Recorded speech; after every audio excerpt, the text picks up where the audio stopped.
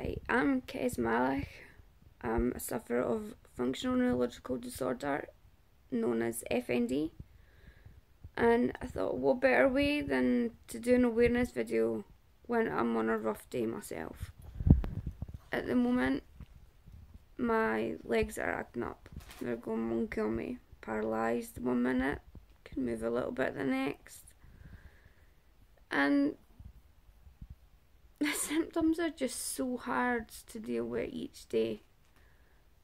You never know, well, I never know what symptom I'm going to get.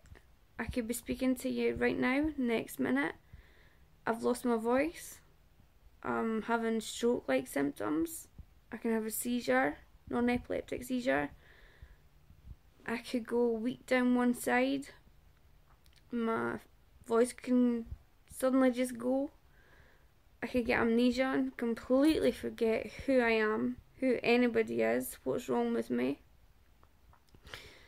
I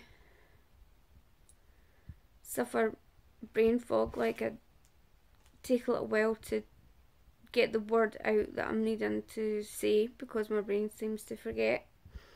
How do I explain FND to people?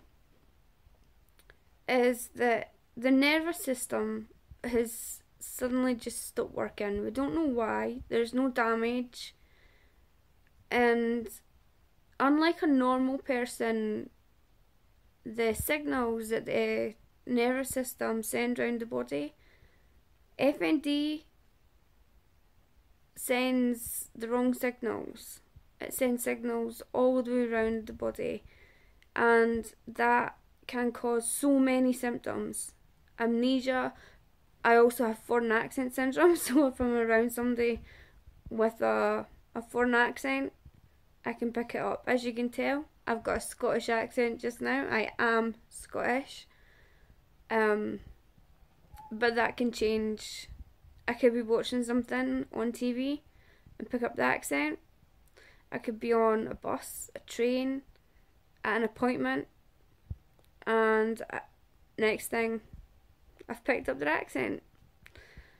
Sometimes I don't even have to be round anybody and the accent will change. And I have no idea what kind of accent it could be. It could be a mix of anything, a combination of accents. I have a husband, I have 2 girls, 11 and 9, Holly and Lily. They are amazing support for me. I have my little dog Frankie, who hasn't been trained but knows how to help bring me out of a seizure, senses when something is wrong, knows when I'm struggling and in pain. He gets to go quite a bit of places with me to keep me safe because he'll just jump up. He's a chihuahua, so he just jumps up onto my knee on the wheelchair, and the distraction most of the time helps. It's coming up for 2 awareness days that we have.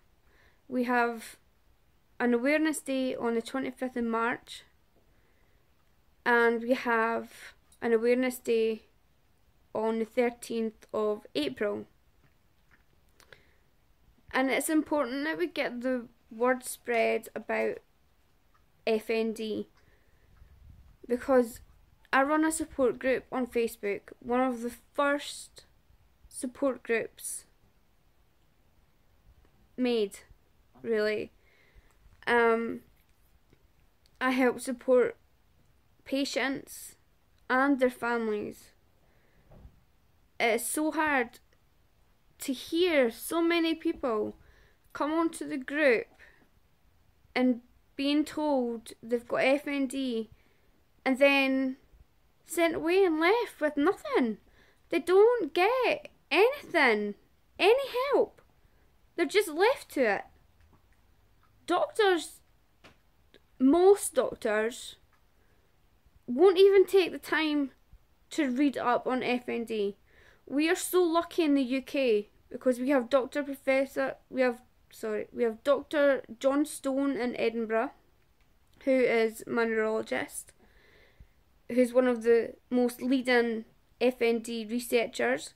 We have Professor Edwards in London, two amazing men doing so much to try and help. My GP, Dr. McKenna, is also so helpful because he knows of FND, which is really helpful for me because he knows what I'm going through. But not everybody has that. Not everybody has the support that I do. And that's why I try my best.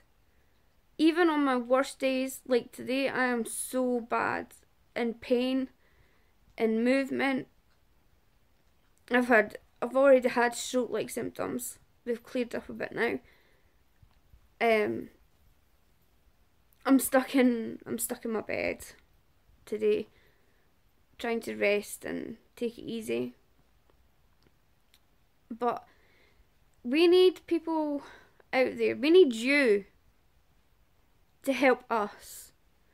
We need the NHS. We need hospitals, doctors in the US, in New Zealand, in Australia, all over, to take a stand and learn what FND is. It's a neurological condition that can come with mental health issues, but it's not a mental health condition. I don't have mental health issues. We don't know why my FND started. It happened in December 2010. I woke up one morning the day after my little girl turned 2. So my youngest daughter doesn't know what it's like for me not to have this condition. And it breaks my heart because every wish that she makes, every birthday, she wishes that I don't have FND. I fight every day, every single day, every minute of the day to try and be strong for my family. I have a big family. I have a lot of support. They don't let me get down. They don't let me get to those dark places that have been in my head. The places that you think you can't go on. But do you know what? It's because of them. It's because of the other people out there that's suffering that I will do whatever I can in my power to help them. I'll stay up all night if I have to speak to someone who's feeling like they can't go on anymore. They feel like they're stuck, that there's nothing left in life. I was bedridden for 2.5 years. And then my dad brought in two amazing men into my life. Bob Burns and George Watson, hypnotherapists, who changed those last 2.5 years into where I am today, because even though I still get seizures, I can control them with hypnotherapy. I use hypnotherapy quite a lot. And I just wish that it was available and would work for everybody else. I just wish we had a magic wand or an answer, a cure. It took them about 30 years to diagnose some conditions, even longer. The medical field changes every single day. There's new conditions, there's new research being done. So why can't doctors pay attention to what the patients are saying to them? Why can't they listen or go and study up on the condition that we have, instead of just turning around and saying, it's in your head, it's psychological, there's nothing wrong with you? There is something wrong. You might not see it on scans, but we live it. Every day we live it. And we're not going to be putting up with, oh, it's in your head. There's nothing that we can do, because guess what? There is. There's a lot you can do. You can have some compassion for when you're speaking to a patient. I was in hospital once, years ago, with a non-epileptic seizure that would not stop. I was with my family, my husband, my sister, and my mum. And the ER doctor turned round and said, if you don't stop this now, you're going to cause yourself a stroke. As you can imagine, how scary that would have been, how scary that was to hear. Because I couldn't stop that seizure. I couldn't just flick it like a switch. There was nothing I could do. I had to ride that out. And that seizure lasted 24 hours straight before it stopped. Yes, we did put a complaint in. That doctor did get reprimanded. And we did contact my neurologist, who confirmed that no, my non-epileptic seizures will not cause me a stroke. So, if there's any doctors out there and you don't know what FND is, slash conversion disorder, which is an old term, then I think you should be out there and you should be studying up, because the next time someone comes into your work, comes in to see you, they might be coming in with this condition. And how would you like it if someone turned round and told you it's in your head?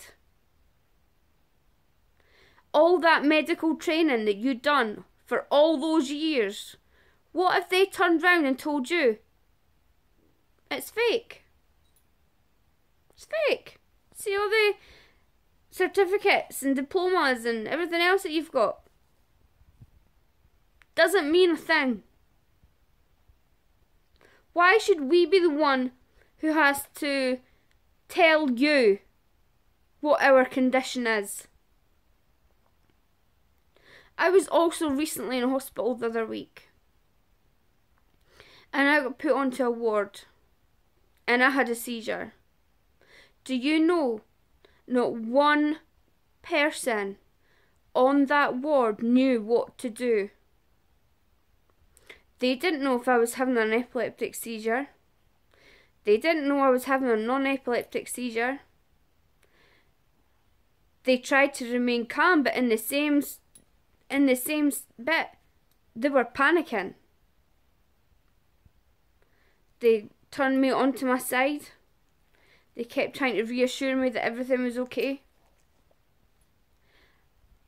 I'm able to talk a little, stumble out some words through my seizures. And I kept trying to tell them, diazepam. That's what helps my seizures. But none of them understood what I was trying to say.